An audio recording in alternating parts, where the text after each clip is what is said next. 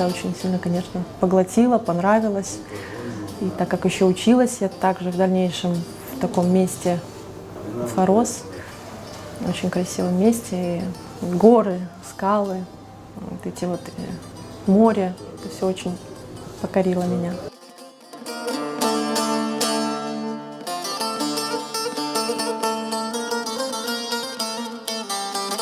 Скорее всего, это необходимость была такая больше родительская. Они переживали, что они не понимали, что дизайн интерьера или художник — это то, что не прокормит тебя завтра. Как бы мнение было немножко неправильное у родителей.